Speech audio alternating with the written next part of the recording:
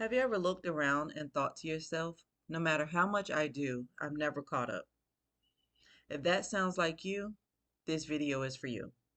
Hi, I'm Nurse Nisi, your caregiver coach, and today we are going to be discussing the hidden reasons why family caregivers feel like they are always overwhelmed and are never caught up.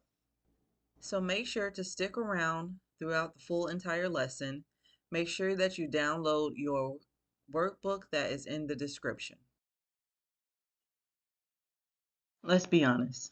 As a family caregiver, you answer the phone calls, you manage the medications, you schedule the appointments, you even keep track of all the paperwork, you make the meals on a daily basis, you solve every problem that comes up for your loved one. And somehow, your to-do list, it just keeps getting longer and longer because many family caregivers feel like they have to do it all themselves. You start to become overwhelmed, not because you're lazy, not because you're disorganized, not even because you have bad time management, but everything feels like it is an emergency and it has to be done right now by you. As caregivers, we often confuse responsibility with ownership.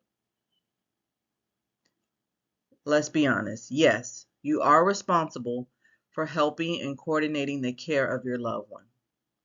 But that does not mean that you have to do all the tasks yourself personally. You do not have to solve every problem or carry the burden of caregiving alone. And then when something finally becomes a priority, it overhauls everything else that you have to do. So, avoid this mistake. Do not react to whatever is loudest. Instead, focus on what matters the most and create a system so that things flow with ease.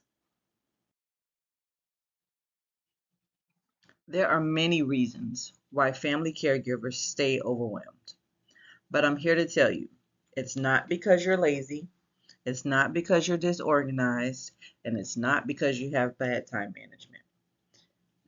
One of the main reasons why family caregivers feel overwhelmed is because they carry caregiver guilt. Caregiver guilt convinces you that everything is urgent, everything is important, and you have to do it all. But I'm here to let you know, you don't have to carry this burden by yourself. Somewhere along the way, many caregivers picked up the idea that asking for help means that you're failing. That if you just keep working harder, stay up later, or even continue to push through just a little more, that somehow you can keep everything under control. But I'm here to tell you, this is an unrealistic expectation to put on yourself as a family caregiver, especially if you are juggling caring for your loved one, working full time, or even raising your own family. Having that unrealistic expectation that put on yourself will eventually lead to burnout and keep you feeling overwhelmed. Many times, caregivers often confuse responsibility with ownership. Yes, you are responsible for helping coordinate your loved one's care if you are their primary caregiver. So coordinating care would be scheduling the caregiver, scheduling respite, setting up services, managing advanced directives, things like that. So you are responsible to coordinate the care of your loved one. But that doesn't mean you have to personally do every single task. You do not have to solve every single problem. You don't even have to carry this burden alone, which is one of the reasons why we created the Caregiver Institute, so that caregivers do not feel like they have to carry the burden of family caregiving alone. Because caregiving is not a one-person job. That's just unrealistic. and trying to make it a single person job is the fastest way to lead to burnout.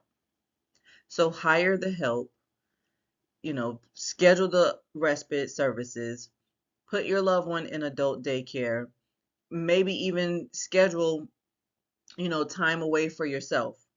Because yes, you are responsible for your loved one, but you don't have to personally take on every task yourself.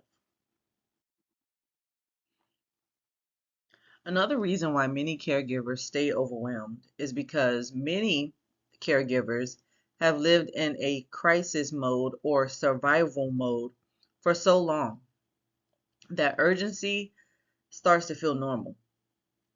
When you constantly are dealing with doctor's appointments, medication changes, hospital admissions, hospital discharges, unexpected falls, insurance issues, calls in the middle of the night, the list goes on.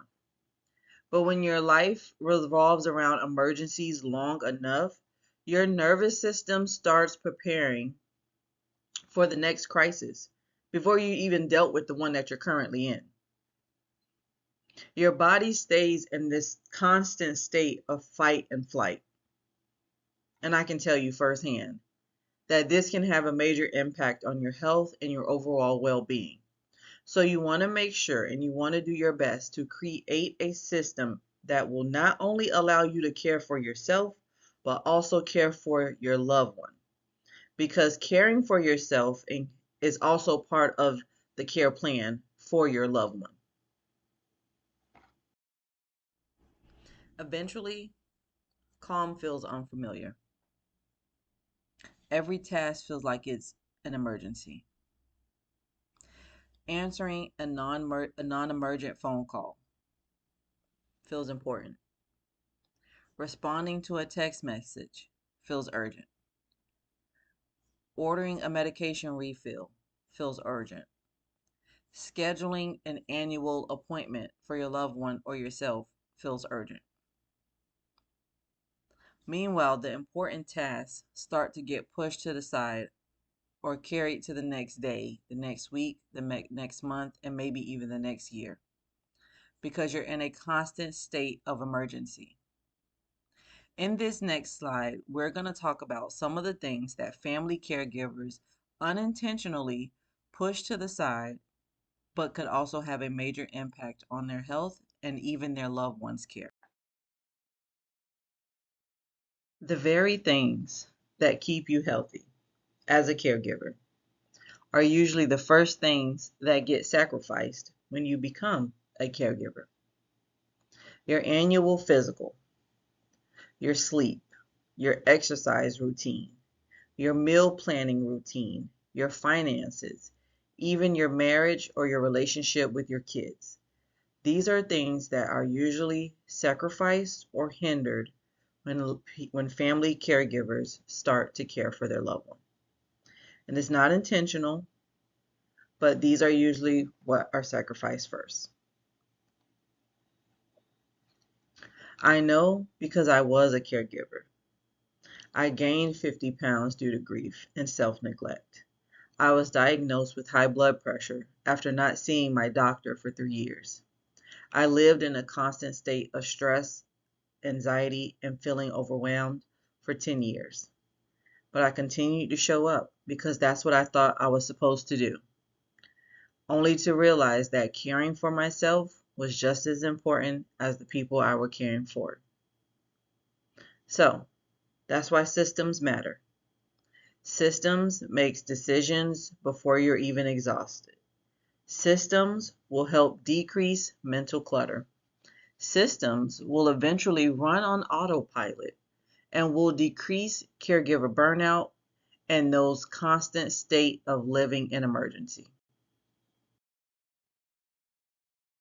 So I know you're wondering, what systems should you have?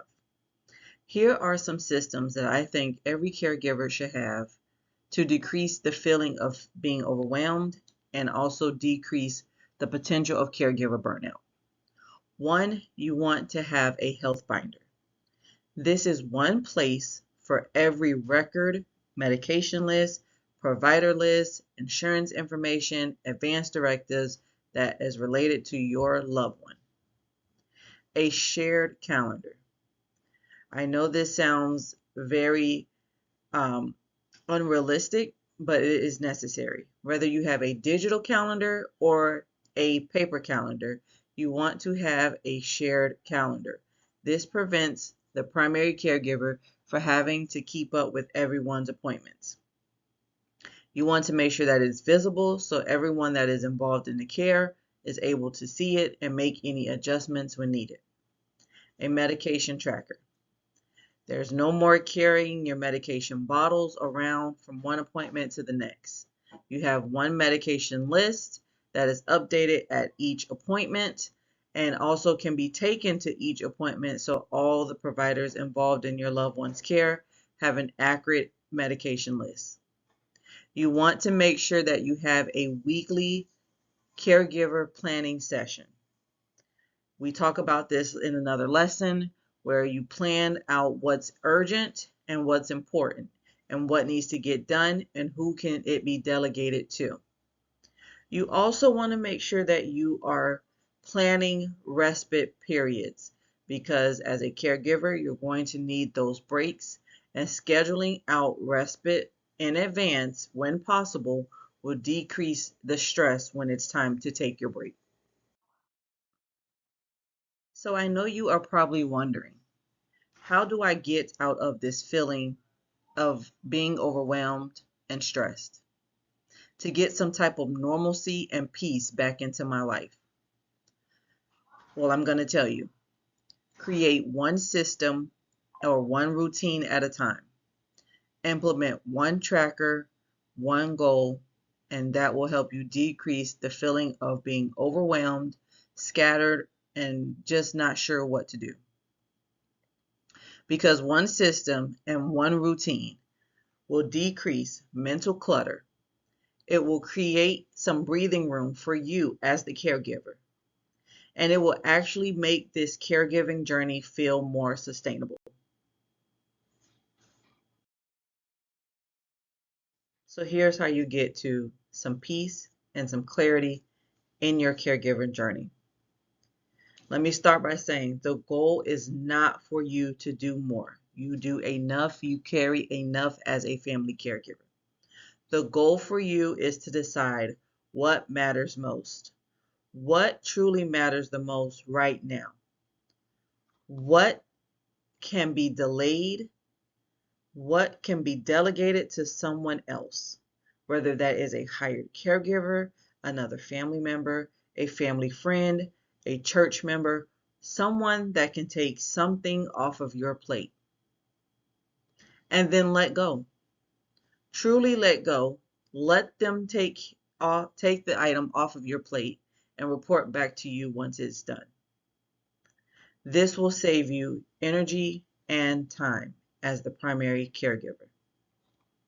If this resonated with you, I want you to know that you are not alone. You were never meant to do this journey alone. And I want to hear from you in the comments. What is one thing that you are carrying right now that makes you feel overwhelmed or exhausted? What is one thing on your to-do list that you can delegate off to someone else? Who is one person that you can call or even hire to give you a much needed break this month? I hope you enjoyed this lesson. I hope that you were able to take away the fact that you are not in this journey alone. You do not have to carry everything alone, and some tasks can be delegated off to others. Until next time, take care of you while also taking care of your loved one. I'll see you in the next video.